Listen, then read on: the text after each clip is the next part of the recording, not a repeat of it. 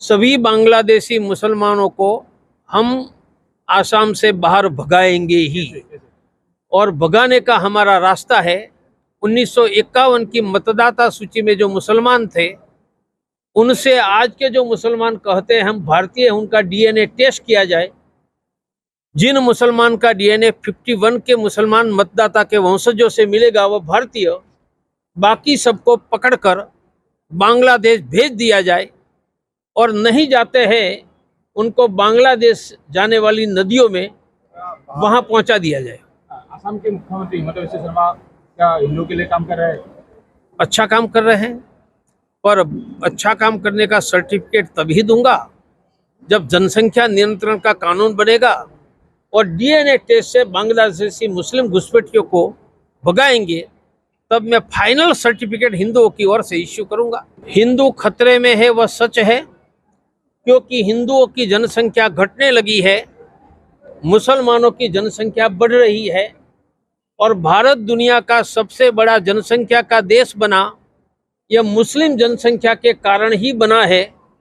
तो बढ़ती हुई मुस्लिम जनसंख्या से ही हिंदुओं को खतरा है। हिंदुओं को खतरा है। हम चाहेंगे कि जनसंख्या नियंत्रण का कानून दिल्ली में और आसाम में बने, तभी हिंदू सुरक्षित रहेगा। एनसीपी ने छात्र चुनाव में आसाम में और यहाँ बहुत बड़ा विजय प्राप्त किया है। जीतने वाले सभी छात्रों का मैंने अभिनंदन किया है।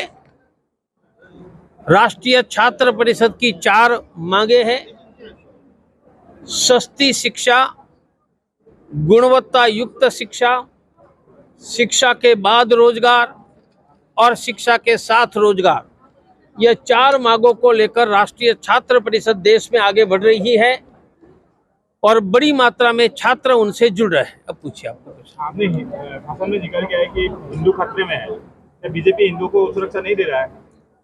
हिंदू खतरे में है वह सच है, क्योंकि हिंदुओं की जनसंख्या घटने लगी है, मुसलमानों की जनसंख्या बढ़ रही है, और भारत दुनिया का सबसे बड़ा जनसंख्या का देश बना यह मुस्लिम जनसंख्या के कारण ही बना है। तो बढ़ती हुई मुस्लिम जनसंख्या से ही हिंदुओं को खतरा है। सुरक्षा नहीं दे पा रहा है। बढ़ती हुई मुस्लिम जनसंख्या से ही हिंदुओं को खतरा है। हम चाहेंगे कि जनसंख्या नियंत्रण का कानून दिल्ली में और आसाम में बने, तभी हिंदू सुरक्षित रहेगा।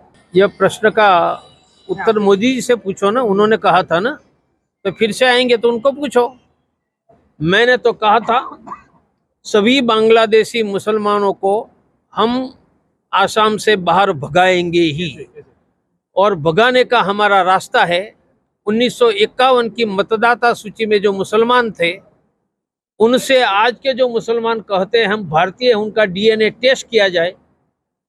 जिन मुसलमान का डीएनए 51 के मुसलमान मतदाता के वंशजों से मिलेगा वह भारतीय, बाकी सबको पकड़कर बांग्लादेश भेज दिया जाए, और नहीं जाते हैं उनको बांग्लादेश जाने वाली नदियों में वहां पहुंचा दिया जाए। असम के मुख्यमंत्री हिमंता बिस्वा शर्मा क्या हिंदुओं के लिए काम कर रहे हैं? अच्छा काम कर रहे हैं, पर अच्छा काम करने का सर्टिफिकेट तभी दूंगा जब जनसंख्या नियंत्रण का कानून बनेगा और डीएनए टेस्ट से बांग्लादेशी मुस्लिम घुसपैठियों को भगाएंगे, तब मैं फाइनल सर्टिफिकेट हिंदुओं की ओर से इश्यू करूंगा। अभी कुछ दिन पहले असम के मुख्यमंत्री ने बहुत सारे शराब की दुकान की परमिशन दिया हुआ है, इससे हिंदुओं का खतरा नहीं हुआ? मुझे उनके बारे में कुछ भी नहीं कहना है।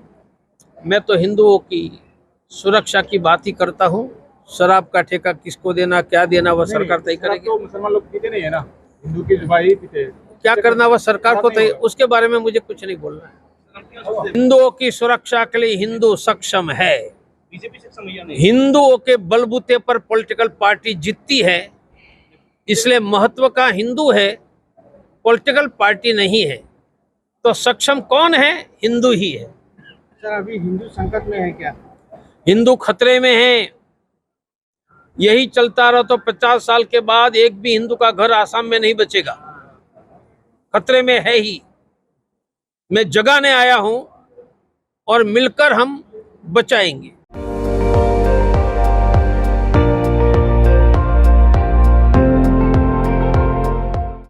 আপুনি চাই আছে ND24 সৰ্বশ্ৰেষ্ঠ নহয় সৰ্বোত্তমৰ দৌৰত।